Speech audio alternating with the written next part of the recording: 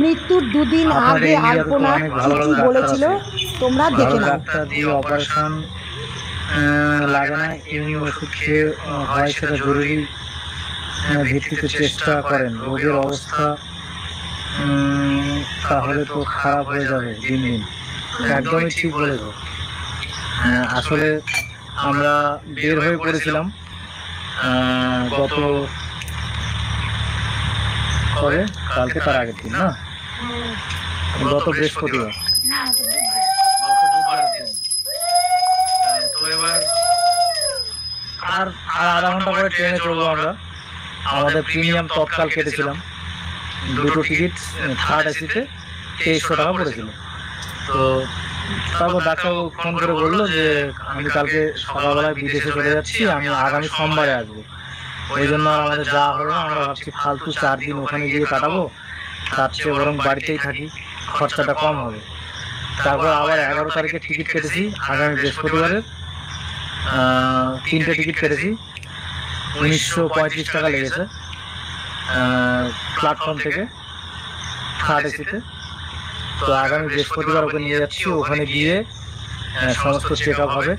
আর গুরুজি যদি বলে যে, যদি কালকে বলে যে ওখানে না গিয়ে হায়দ্রাবাদে যা, তাহলে ওখানেই যাব, ওই টিকিটটা ক্যান্সেল করে দেবো। এই তো হচ্ছে ব্যাপার।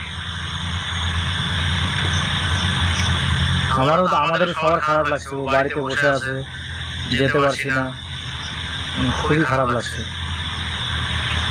আর তোমরা আশীর্বাদ করো, প্রার্থনা করো যেন ওকে তাড়াতাড়ি সুস্থ করে নিয়ে আসতে পারি।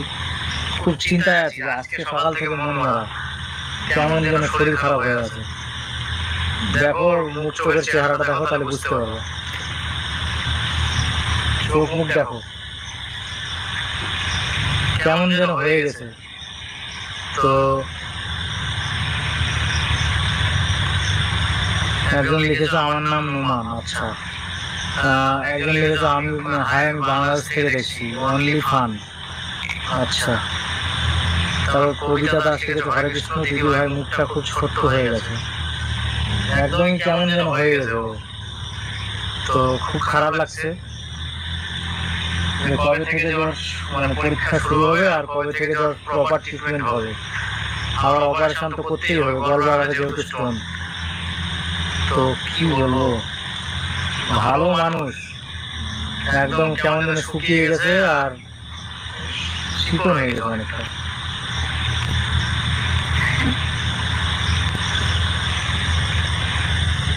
রাহুল কর্মকার এনআর, আমি রবীন্দ্রনগর থেকে দেখছি, ঠিক আছে।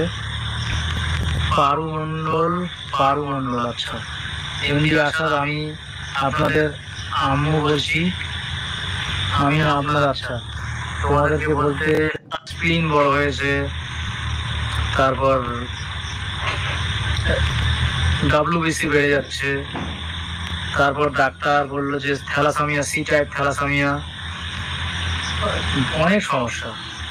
তারপর জন্ডিস, তো জন্ডিস অল্প, ওকে অনেকদিন ধরে ঝাড়ানো হচ্ছিল, ওখানে ভালো হয়েছে, ওষুধও খাচ্ছিল। তো ডাক্তারবাবু বললো যে ওই গলব্লাডার স্টোনটা বাদ না দিলে ওর ওইটুকু যেটুকু আছে ওটা যাবে না জন্ডিস। তখন দেখা যাক কি হয়। কিছু হবে না দাদা, রকি ওর তো সি টাইপ থ্যালাসেমিয়া, আর আরও চেক করতে বলেছে ভালো ল্যাবে, আর বলেছে যে আমাকেও চেক করতে, যদি আমার থ্যালাসেমিয়া থাকে তাহলে বাচ্চা নেওয়া যাবে না বলেছে। তারপর কাকুলি ব্লগস, দাদা হাই দিদি কেমন আছে প্লিজ, আমি বাংলাদেশ থেকে, আচ্ছা। ভাত সেরকম খায়নি, কিছুই খায়নি সেরকম, সকালে এইটুকু ভাত খেয়েছিল না, দুপুরে কিছুই খাওনি, দুপুরে কিছু খায়নি, অল্প একটু ভাত খেয়েছে, আবার রাত্রিবেলাতে বলছে যে এইটুকু ভাত খাবো। আর ফল বেদানা খেয়েছো একটা, ফল খেলে গ্যাস হয় না তো?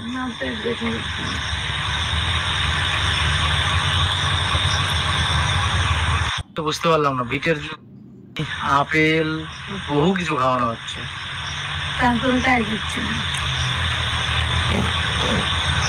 আর তোমাদের ওখানে এখন মোটামুটি 8টা। কল্পনা সাহা আমার নামটা নাও, আচ্ছা। ওর বান্ধবী মাসির মেয়ে, ওই যে বিয়ে বাড়ি খেয়ে ও হ্যাঁ, না দাদা, এখন বাজে 8:30 হয়তো বেশি ওখানে। রাধা গোবিন্দ মন্দিরে কালকে রথ, আগামীকালকে রথ। আচ্ছা, আমরা সামনের রবিবারে শুনছিলাম। তো আমরা সবকিছু ভুলে গেছি। রথে আমরা কত অনুষ্ঠান মানে আনন্দ করি। তো যাব, নিশ্চয়ই যাব। আর বাড়িতে অনেক রান্না হয়। আমাদের এখানে 8:03। আচ্ছা, কালকে যাব। রথের দড়ি টানা খুব ভালো, শাস্ত্রে আছে যে রথের দড়ি টানে তার আর পুনর্জন্ম হয় না, সেই জন্য টানবো। মানে জন্ম মৃত্যুর এই পরীক্ষায় আসতে হয় না। যাই হোক, এত সহজ নয় জানি কৃষ্ণ পাওয়া, তবুও তো যেগুলো যেগুলো সুবিধার মধ্যে সেগুলো তো করতেই হবে। আচ্ছা, একজন বলছো নিশু খান, কেমন আছো দিদি? আমি সোনা মসজিদ জিরো। দাদা, আমরা বাংলাদেশ থেকে বলছি। আর বড় হলে তো হাঁটতে হয়, অন্তত হাঁটতে পারবো না। তারপর রনি গেম। আচ্ছা, লিখেছে সুজয়। আসলে কালকে আমার জ্বরের জন্য মাথা ঘুরছিল, ওর আজকে প্রচন্ড শরীর উইক, একটু বই ভাব, মানে গলব্লাডার স্টোন আছে তো, ওটা অপারেশন করে বের করতে হবে খুব